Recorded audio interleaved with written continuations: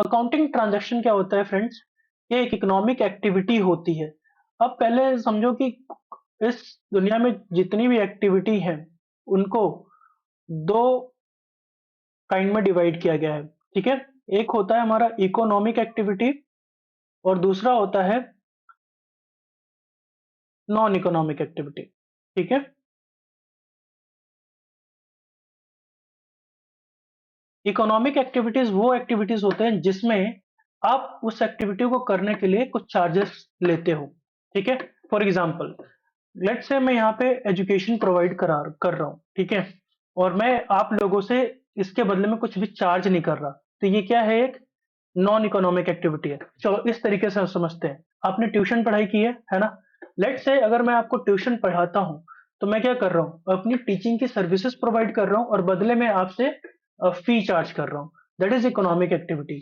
But let's say मैं teaching कर रहा हूँ बट वो मैं अपनी यंगर ब्रदर को टीच कर रहा हूँ। ठीक है, और इसके बदले में मैं उससे कुछ भी चार्ज नहीं कर रहा, तो वो क्या हुआ? That is non economic activity. Understood? चलो ठीक है। तो इकोनॉमिक एक्टिविटी होनी चाहिए और जो किसी भी बिजनेस के फाइनेंशियल पोजीशन को चेंज करता हो। फाइनेंशियल पोजीशन को चेंज कैसे करते हो? लेट्स से आपके पास 20,000 रुपए थे। ठीक है, और आपने कुछ 10,000 की पेमेंट की। अब आपने 10,000 की पेमेंट की तो आपका जो अमाउंट है ये 20,000 ये लेस हो जाएगा ना 10,000 से। तो अभी आप करंट आपके पास कितना कैश बचेगा? Only 10K। ठीक है, तो क्या हुआ? बिजनेस की फाइनेंशियल पोजीशन चेंज हुई? बिल्कुल हुई, क्योंकि पहले हमारे पास 20,000 थे, अब कितने रिमेनिंग रह गए? 10,000 रह गए। तो जब भी कोई बिजनेस ट्रांजैक्शन होता है तो वो क्या चेंज करता है? या तो वो बिजनेस के एसेट्स को चेंज कर रहा होगा, लाइबिलिटीज को चेंज कर रहा होगा, या उसके कैपिटल को चेंज कर रहा होगा। अब कभी भी कोई भी बिजनेस जब स्टार्ट होता है तो स्टार्ट कैसे करते हैं? उसमें जो ओनर होता है वो कैपिटल इन्वेस्ट करता है। ठीक है, तो कैपिटल ये इन्वेस्ट कर रहा है तो क्या बढ़ रहा है? एक तो बिजनेस को कैपिटल मिल रहा है और कैपिटल किस फॉर्म में आ रहा है? कैश के फॉर्म में आ रहा है। समझ में आई बात? तो क्या चेंज हुआ? कैपिटल तो मिल ही रहा है, साथ साथ उस कंपनी का एसेट भी बढ़ रहा है क्योंकि कैश बढ़ रहा है। ठीक है, अब इसके हम की फीचर्स को समझ लेते हैं। देखो, it involves economic activity hence not consider social activity. यानी इसमें सिर्फ हम इकोनॉमिक एक्टिविटी को ही कंसिडर करते हैं और एक सोशल एक्टिविटी क्या है? ये नॉन इकोनॉमिक एक्टिविटी है, इसीलिए उसको कंसिडर नहीं किया जाता। ठीक है, अब देखिए नेक्स्ट पॉइंट क्या है? ट्रांजैक्शंस में be classified into two types, that is external and internal.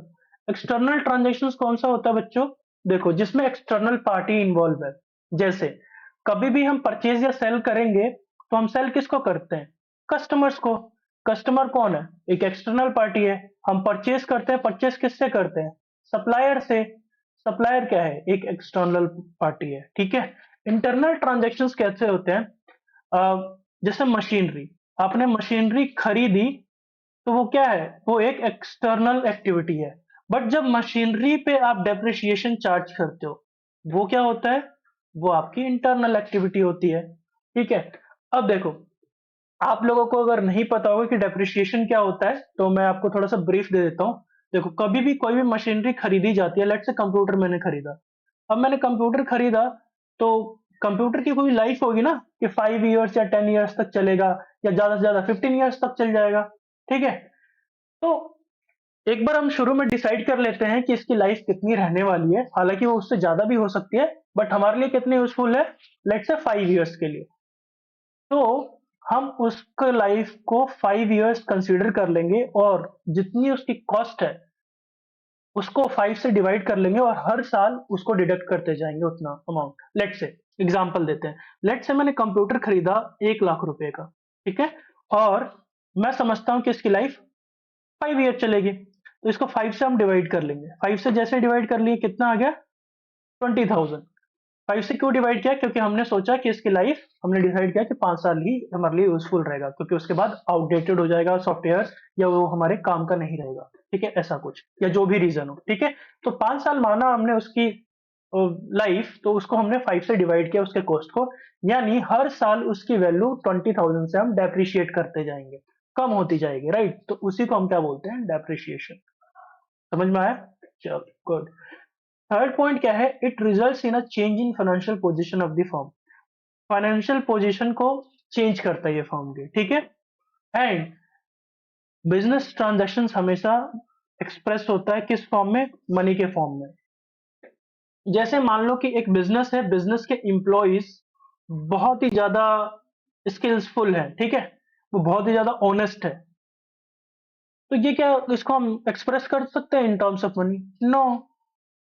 तो ये एक इकोनॉमिक एक्टिविटी नहीं है और इसको हम मॉनेटरी टर्म्स में भी एक्सप्रेस नहीं कर सकते। That's why it shouldn't be recorded in the books of account. Cool, समझ में आया? गुड। अब समझते हैं हम कि इवेंट क्या होता है, ठीक है। इवेंट क्या है? इट इज द कंसिक्वेंस और रिजल्ट ऑफ अ ट्रांजैक्शन। ये कंसिक्वेंस है या रिजल्ट है ट्रांजैक्शन का। जैसे देखो, सचिन ने, यहां से देखो एग्जांपल समझ में आएगा। Sachin start a business with 5 lakh रुपए। सचिन ने एक बिजनेस को स्टार्ट किया 5 लाख रुपए से। अब इसका इफेक्ट क्या है? बिजनेस पे क्या इफेक्ट पड़ेगा? बिजनेस का कैपिटल बढ़ जाएगा 5 लाख से, ठीक है। और बिजनेस में क्या है? कैश। कैश भी बढ़ जाएगा 5 लाख रुपए से। कैपिटल उसने लिया, लेके आया वो बिजनेस में, किस फॉर्म में लेके आया? कैश में। तो ये इसका कंसिक्वेंस है, तो ये एक इवेंट माना जाएगा। अब देखो एक और बताता हूं। देखो सचिन ने स्टार्ट किया एक बिजनेस 5 लाख रुपए से, उसने परचेज किया 4 लाख के गुड्स को, purchases goods for 4 lakh rupees. अब 4 लाख के गुड्स खरीदा उसने, तो हमें क्या आया? गुड्स आए। जो सामान, गुड्स क्या होता है? जो कंपनी जिस सामान की खरीद बेच करती है उस सामान को हम गुड्स बोलते हैं, ठीक है। इतना समझ में आया? अब क्योंकि सचिन ने 4 लाख रुपए देकर 4 लाख का गुड्स खरीदा, तो गुड्स हमारे 4 लाख हो जाएंगे, 4 लाख की वैल्यू के।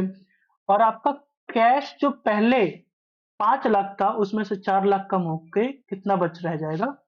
1 लाख। तो ये क्या हुआ? इफेक्ट हुआ। तो ट्रांजैक्शन का जो इफेक्ट होता है that is known as an event. Cool, समझ में आया? अब देखो, तो ये भी एक इवेंट है कि आपने कैपिटल तो लेके आए, कैपिटल लेके आए तो कैश बढ़ गया, ये एक इवेंट है।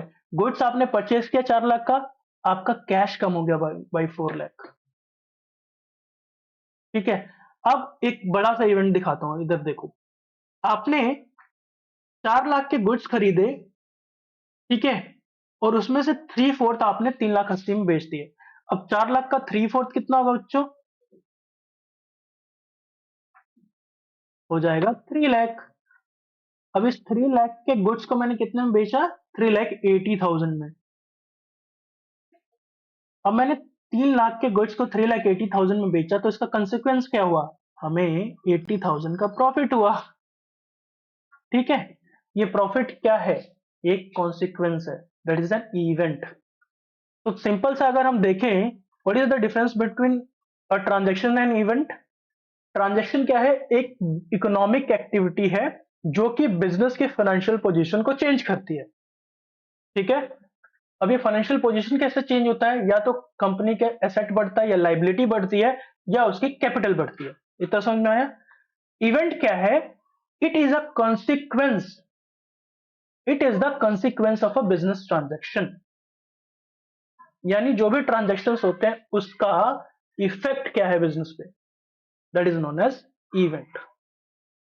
समझ में आया? चलो आगे बढ़ते हैं। अगर इससे रिलेटेड कोई भी छोटा सा भी डाउट है ना, please put into the comment box, ताकि मैं उस डाउट को क्लियर कर सकूं। और नहीं तो मैं दोबारा अलग से एक दूसरा वीडियो बना दूंगा इफ यू वांट, ठीक है। बट अगर कोई डाउट है तो प्लीज लेट मी नो। अगर ये वीडियो अच्छा लगा तो वीडियो को लाइक करो, शेयर करो और कमेंट करो। लाइक करने से यूट्यूब को पता लगेगा कि ये वीडियो हेल्पफुल है, एंड इससे दूसरे लोगों को भी सीखने को मिलेगा। एंड कृपया करके इस चैनल के अदर वीडियोस को भी एक्सप्लोर करो। अगर ये हेल्पफुल है तो चैनल को सब्सक्राइब करो, ताकि आने वाले टाइम में आपको और अपडेटेड वीडियोस मिलती रहे, और बेल आइकन को जरूर से प्रेस कर लेना। तो अभी के लिए thank you and see you in another video.